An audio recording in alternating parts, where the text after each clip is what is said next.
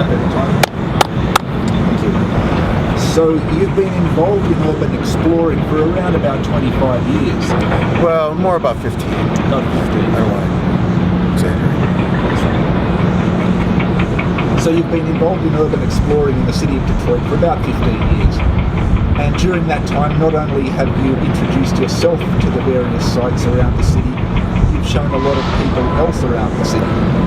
Yeah, I kind of got a name for myself for showing other people around, other journalists. And I had National Geographic's a crew that works for National Geographic come through for the Drugs Incorporated series. When was that? Detroit. That was 3 years ago, I think. And several journalists, Aaron Snedden from Europe. He's like an AP photographer.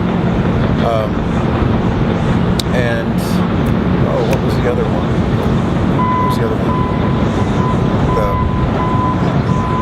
The BBC. Oh yeah. The BBC came through and spent a few days with them. Taking them around different sites. I'll do that. Thank you. I believe you also showed some people from the BBC around Detroit. Can you tell us a little bit about that? Oh, that was fun. I generally know the sites. I don't know the history of the buildings that well, so I wind up being more of a bodyguard almost. Not a bodyguard, but someone who knows the sites. I'm a big guy, a little bit intimidating, so they feel better about having somebody along from the area, and I know this. I know where the sites are, where they would want to film. So I think you make a key point. One of the important things about staying safe in Detroit in general, either as a resident or a visitor or an explorer, is having some local knowledge. Yeah. I mean, Detroit isn't nearly as dangerous as it's made out to be in the press. It's just not. People just don't know how to handle themselves in Detroit because they're not familiar with it. But anybody who lives here knows how to walk down the street. I mean, we all run into problems now and again, but for the most part, you've lived here for a while, you know how to handle yourself. And a lot of people don't, and they're nervous, and it shows, and predators feed on fear, Predators feed on fear. So you'd say it is a livable city, but it has its challenges. It's changed so much. It's so much nicer. I mean, over the 20 years I've seen it, it was bad 20 years ago, but they call it Midtown. It was the Cass Corridor.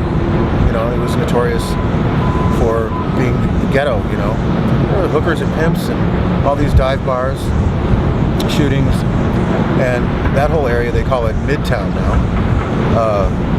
That's all changed. So that was the legendary Cass Corridor. Yes, it was. Situated on Woodward Avenue and Cass Avenue. Yep. South of Wayne State University, down to Cass Park and Temple. So you'd say that Detroit has safe areas and less safe or even unsafe areas? Yeah. I mean, the corridor now is a great place to, there's a lot of investment going on. Dan Gilbert in Hockeytown or Foxtown, that area, and the Cass Corridor and Foxtown are slowly growing together. They'll eventually join up, and it'll be one big strip of nice, homogenized living, gentrified. Okay. So can you for a potential visitor to the city of Detroit, can you maybe help them out with a bit of local knowledge by perhaps suggesting which areas are the safer or nicer areas, and of course those that are the less safe, potentially dangerous? Midtown, Corktown, Woodbridge, Palmer Park's not too bad, but it's a fine line there.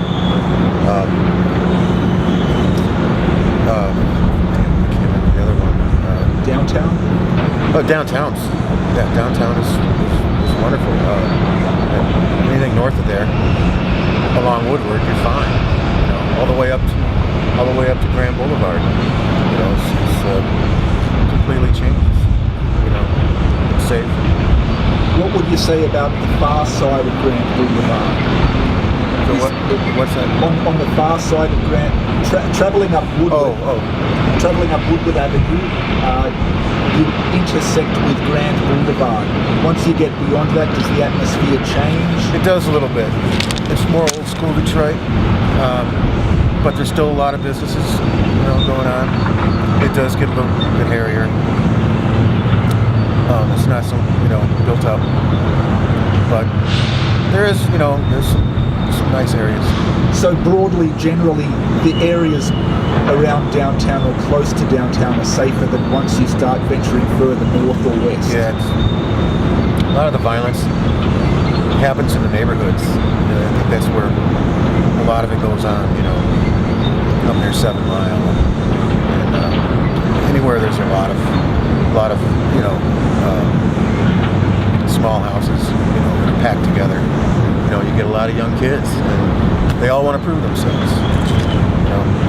They all want to carry a gun. Not all, but it's more likely. What sort of crimes would you mentioned guns? That's an interesting and important point. What sort of crimes would be likely to be going on in those rougher areas, the sketchy areas that you mentioned? What would be some of the typical crimes or the more commonly reported crimes? Well, if I'm out of my element in some other neighborhood where people don't know me, I might get jacked just because I'm white and they don't know me. I'm an easy target, or anybody really.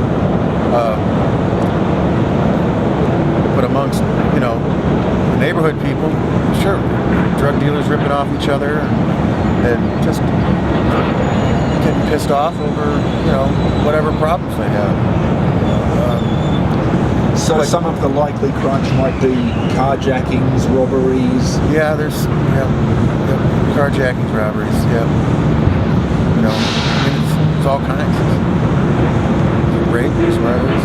It happens. But it happens in any city. That's a very good point, actually. All American cities have safe and unsafe areas. So let me just think of a question. I want to ask you about a few more of your favourite plans, maybe talk about the MCS. Yeah. You can hear me okay? You can hear me okay? Yeah. Okay, so maybe we could just discuss a few more of the famous landmarks around the city. Feel free to discuss any that either are empty and abandoned, or those that are still functioning, or those that have perhaps been through a noticeable refurb. Can you tell me some of your other favourite Detroit landmarks or destinations, either for admiring or exploring or photographing? Well, probably the most photographed one is Michigan Central Station, the MCS building,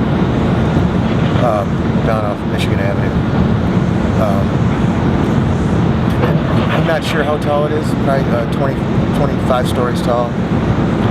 Just a magnificent old train station. And, it towers over the west side. And it's completely gutted.